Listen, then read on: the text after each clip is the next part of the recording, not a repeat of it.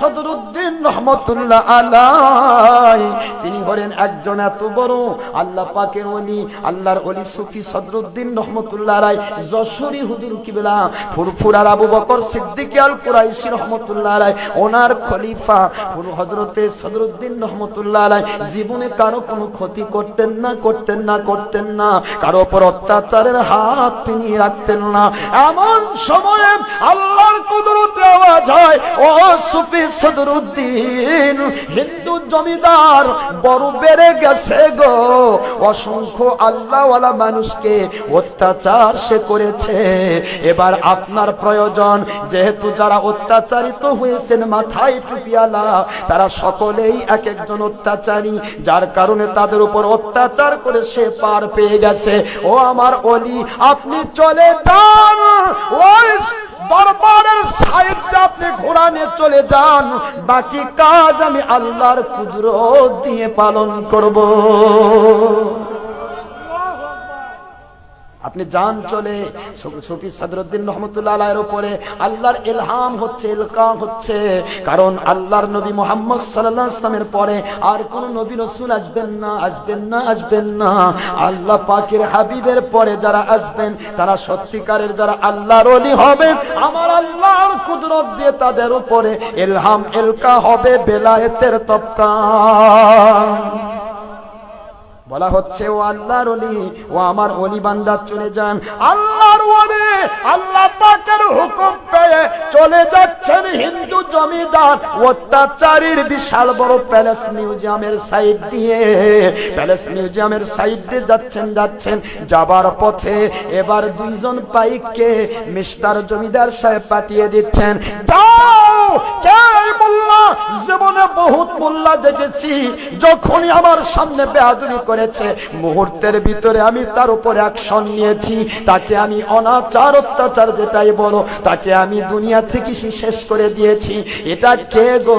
এত বড় সাহস হলো আমার রাজপ্রাসাদে, বিশাল বড় প্রাসাদের সাইড দিয়ে যায় ঘোড়ার উপর চড়ে। আমার কাছে একটি বারো তার পক্ষ থেকে অনুমতির প্রয়োজন হলো না। ও আমার পাইক পেয়াদা, যাও, এই মোল্লাকে ধরে নিয়ে আসো, তাকে পানিশমেন্ট দিতে হবে। দুই পাইক পেয়াদা চলে গেছে। যাবার পথে এবার দেখতে পাচ্ছে দুইজন সামনে গিয়ে দাঁড়ায়। ও মোল্লা সাহেব তুচ্ছ তাচ্ছিল্য করে বলতেছে, কোথায় যান? ওই যে জমিদার ডাকে, আপনার খবর আছে। আল্লাহর ওলি বলেন, কি ব্যাপার, কিসের খবর? খবর তো বিভিন্ন জায়গায় থাকে, তোমাদের কাছে কি খবর? খবর হচ্ছে আপনি যে বিশাল বড় রাজপ্রাসাদের সাইড দিয়ে যাচ্ছেন, আপনি কি অনুমতি নিয়েছেন জমিদারের কাছ থেকে? আল্লাহর ওলি বলেন, আমি দুনিয়ার কারো অনুমতি নেই না রে, আমি অনুমতি নিয়েছি আমার মালিক খলিক আল্লাহর কাছ থেকে। আমি কারো অনুমতি নেই না, অনুমতি ধারও ধারি না। কি বল তোমরা তাই বলো? কয় জমিদার ডাকে, আপনাকে দেখা করতে বলছে, চপ্পল জোড়া করছে, পায়ের জুতা। জমিদার সাহেবের দেখার খুব শখ হয়েছে, তা আমি তার হাতে হাতে যাবো না, তো তোরা দুইজন একটু দেখা করে আয়। সুবহানাল্লাহ পড়বেন না? এ ভাইরা জোড়া পড়ুন সুবহানাল্লাহ। যাও, দেখা করে আসো। যেই মাত্র তাৎক্ষণিক ভাবে চপ্পল জোড়া ঠিক যেন সাইক্লোনের মতো ঘোরা শুরু করেছে। পায়ের জোড়া ঘুরতেছে। কে ঘোরাচ্ছেন? আরো দৌড়ায়। আল্লাহর ওলি বলতেছিলেন, সদরুদ্দিন সুফি রহমাতুল্লাহি আলাইহি বলতেছিলেন, রে আমার চপ্পল জোড়া, যা চলে যা, একটু দেখা করাই। দেখা করতে যাচ্ছে চপ্পল, কার ক্ষমতায়? যেহেতু তার অর্ডার, মুখটা তো আল্লাহর কুদরতি আওতাভুক্ত। যেরকম সুবহানাল্লাহ, যখন কোন আল্লাহর ওলির মুখ যখন আল্লাহর কুদরতের আওতাভুক্ত হয়ে যায়, ওই মুখ দিয়ে যা বলেন গো দুনিয়ার ভাই, ওইটা আমার আল্লাহ সঙ্গে সঙ্গে করে নেন। আল্লাহর ওলি সুফি সদরুদ্দিন রহমাতুল্লাহ রহমতুল্লাহ আলাইহি আমার আল্লাহর কুদরতি জবান দিয়ে যখন বলেছেন জুতা জোড়া রে চলে যা ওই ইবলিস অসংখ্য আল্লাহর ওলিকে অসংখ্য আল্লাহওয়ালাকে টুপিওয়ালা দাড়িওয়ালাকে পাগড়িওয়ালাকে অসংখ্য মৌলভী সাহেবকে মোল্লাকে সে অত্যাচার করেছে আর সহ্য করা যায় না তাড়াতাড়ি চলে যা আমার জুতা জোড়া তাকে যায় একটু দেখা করে আয় জুতা জোড়া পাগলের মতো শুধুমাত্র সাইক্লোনের মতো ঘুরতেছে আর যাচ্ছে পাইক পিয়াদা দেখে বাবারে কি দেখতেছি এটা জুতা যাচ্ছে বাতাসের মতো সুবহানাল্লাহ জোরে কোন ওরা যেমন পালায় বাঁচে এই দুইটা জুতা জোড়া গিয়ে আল্লাহর ওলির ছেড়ে দেওয়া জুতা এবার করে যায় ওই জমিদারের দুই গালে টপাটপ আল্লাহু আকবার জোরে কোন দুই গালে সাটাচ্ছে জম্মের সাটান দেখবার বলে চাস আল্লাহর ওলিক ডাকবার চাস তোর সাহস কম না তুই আমাদের সাথে দেখা কর সুবহানাল্লাহ জোরে কোন ফাটাচ্ছে দুই সাইড থেকে একবার জায়গা মতো ফাটাচ্ছে কে ফাটান দিচ্ছে আরো জোরে কর না কে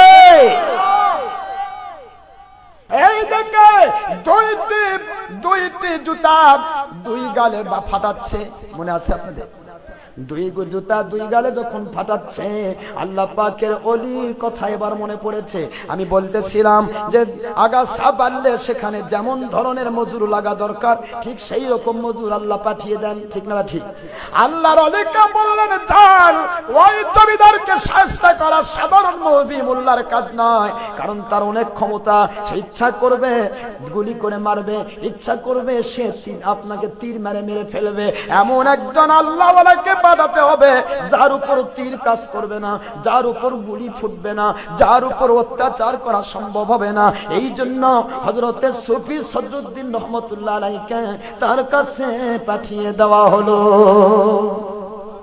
আমার আল্লাহ পাকের ওলি এবার জুতা যখন পাঠাইছে দুইজন এবার কাফির মুশরিকের এই জমিদার এবার চিৎকার দিয়ে বলতেছে রে আমার সশস্ত্র বাহিনীর ক্যাডারেরা আমি জীবনে দেখি নাই মানুষ নাই জুতা পিটায় আল্লাহু আকবার জোরে কোন না আরো জোরে বলেন আল্লাহু আকবার আল্লাহর ওলিদের সাথে মাস্তানি খাটে না খাটে জোরে কোন খাটে আল্লাহর ওলি ব্যাপারে ওই মিস্টার জমিদার সাহেব বলছেন রে আমার পায়েক পিয়াদারা শুনে নাও জীবনে কত টুপিয়ালার উপর অত্যাচার করলাম কত মোল্লার উপর অত্যাচার করলাম মনে আছে মোল্লা সাহেবদের উপর অত্যাচারের স্টিম রুলার চালালাম কিন্তু কোনদিন জুতার বাড়ি তো দূরের কথা কোনদিন কেউ আমার সামনে দাঁড়াতে পারে নাই আজকে এই ব্যক্তি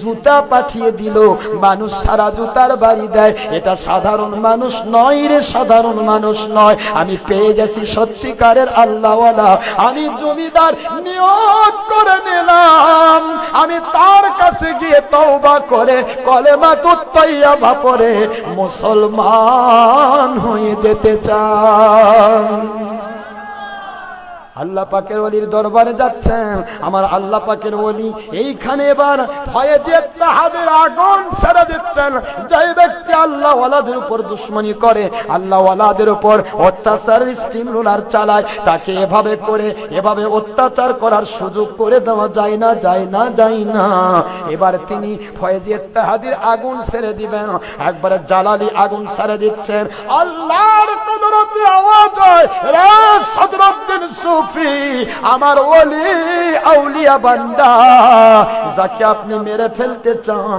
আমার দেওয়া অস্ত্র আমার দেওয়া কুদরতি অস্ত্র চোখ দিয়ে আগুন ছেড়ে দিয়ে পুড়ে ফেলতে চান ওই মানুষটি তো আপনার কাছে কলেমা পড়ে বায়াত হয়ে মুসলমান হওয়ার নিয়ত করেছে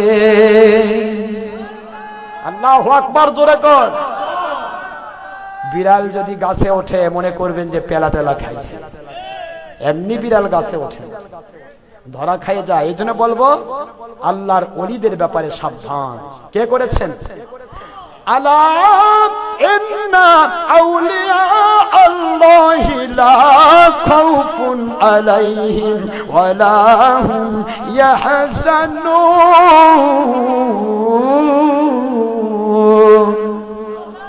আল্লাহ পাক বলেন আমার কোরআন শরীফের ভিতরে আপনারা 10 নম্বর সূরা 11 নম্বর পারা সূরাতুল ইউনূস আলাইহিস সালাম আয়াত শরীফ নম্বর 62 আমার আল্লাহ বলেন আলা সাবধান হয়ে যাও, সাবধান হয়ে যাও, সাবধান হয়ে যাও।